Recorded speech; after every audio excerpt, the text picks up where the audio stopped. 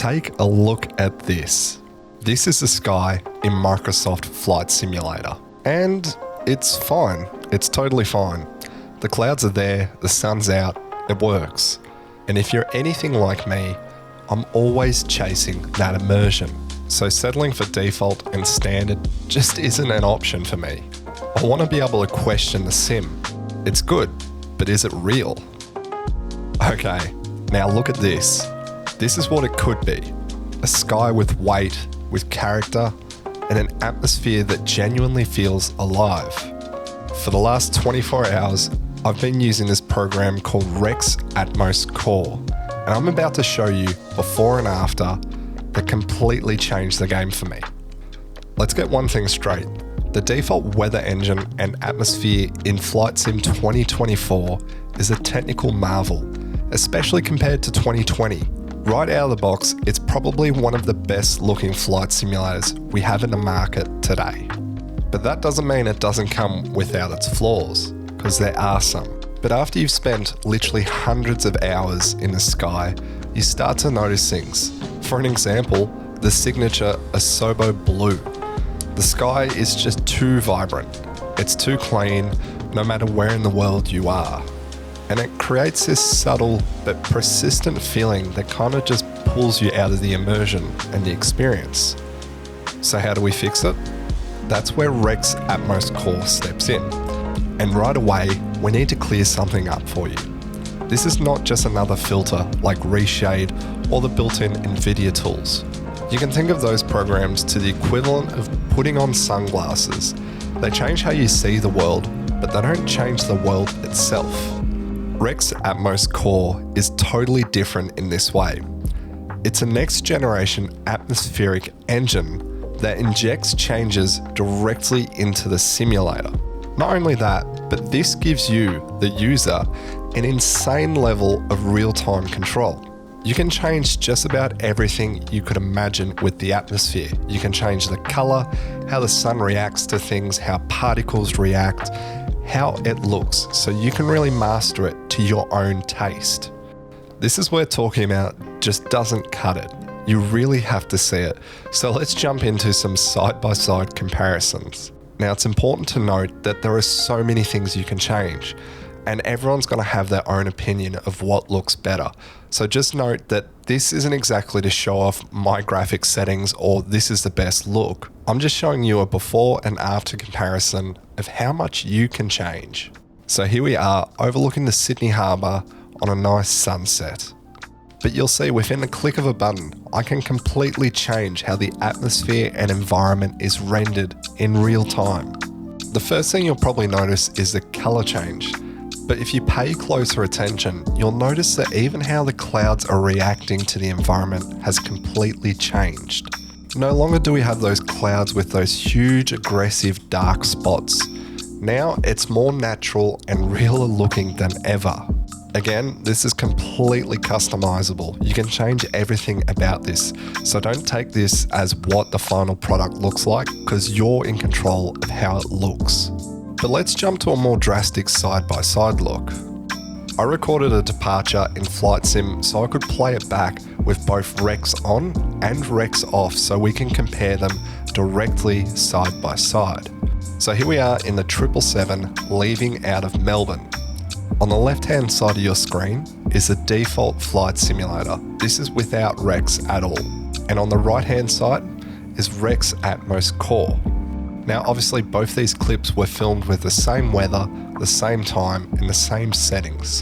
And the first thing you might notice with the default side, it's really bright and vibrant. Now, while this is mostly great if you're doing bush flying or flying over nature and things like that, but when you're trying to take it to the next level, especially with immersion and realism, this just isn't the case.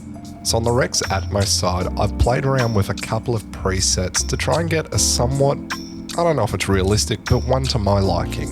And that's exactly where this shines, because you can change it to exactly what you like.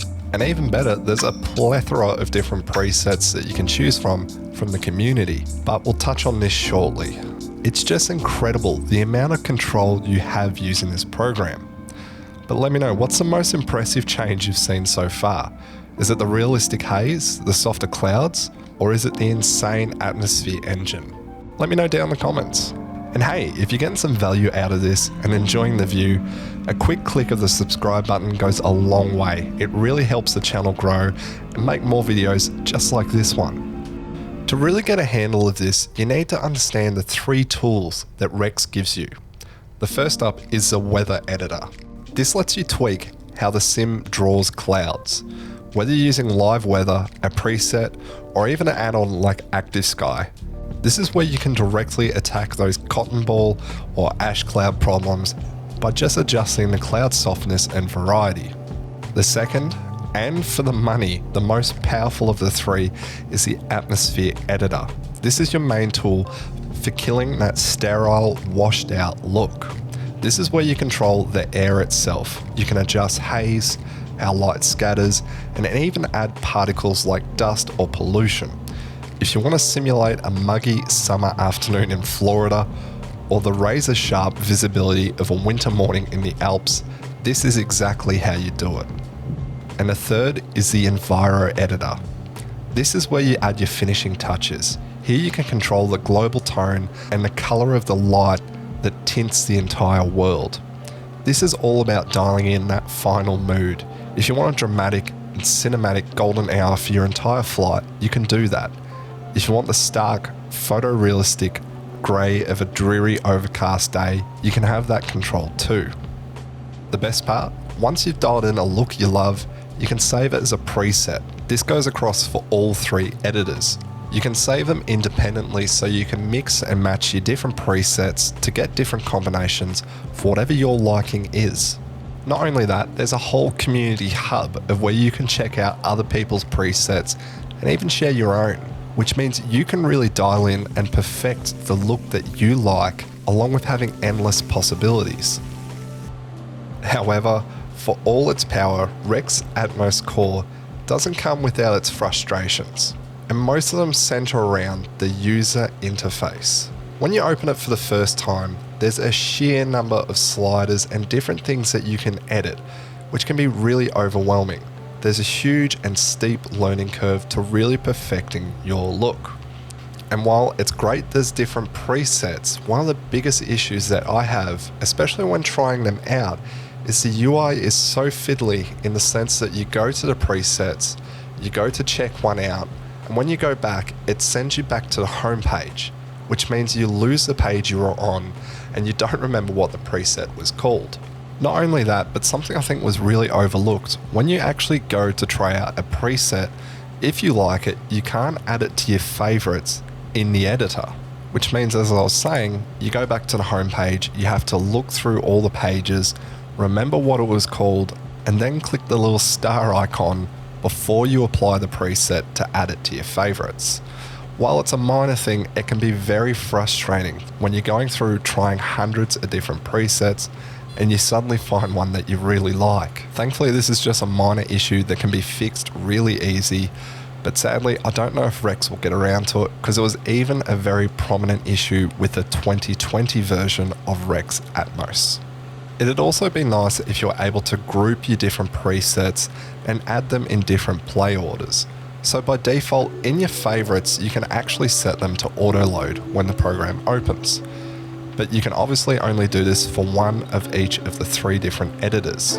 So if you've got hundreds of different presets saved, that location in favorites gets very messy and confusing really quickly. Again, a minor issue that hopefully will be changed. So after 24 hours of flying and tinkering with this add-on, what's the verdict? I'm no stranger to REX Atmos. In fact, it's a core add-on for 2020. And I didn't really miss it too much in 2024, partly because it wasn't compatible and the atmosphere and clouds and everything was such a jump ahead compared to 2020. But now we do have it in 2024. I honestly can't go back. It's a game changer. It completely changes the way you look at the simulator and how it feels. Now more than ever, it feels more immersive and engaging. It doesn't feel like eye candy that I'm just looking at. It goes a long way to bringing the atmosphere alive and making the environment feel real. So is it worth it? It kind of depends. If you're more of a casual simmer who just wants to load up the sim with zero fuss and just fly, then probably not. The default experience is fantastic for that. But if you're like me and chasing that immersion and realism, then it's an absolute must-have. It's also worth noting if you own the 2020 version, you actually get a significant discount to upgrade to 2024 as well. So if you're on the fence about it and want a flawless experience, then maybe just hold off until we get some updates. But if you don't mind some fiddling around with the UI and a bit of chasing your own tail finding presets, then I'm here to tell you it's absolutely worth it. Ultimately, REX Atmos CORE does more than just make the simulator look pretty. It changes your relationship with it. You're no longer just a pilot passing through a world that someone else made. You become a part of it, with the power to shape every detail. It deepens the feeling of being there to a level I didn't even think was possible. But either way guys, I can't thank you enough for coming along for this video. If you enjoyed the video, please consider giving a like and subscribing. I genuinely cannot thank you all enough for the amount of support you've been showing the channel. It's astonishing. And also, don't forget to join the Discord, which is linked in the description below. But with that said, until next time, I'll catch you then.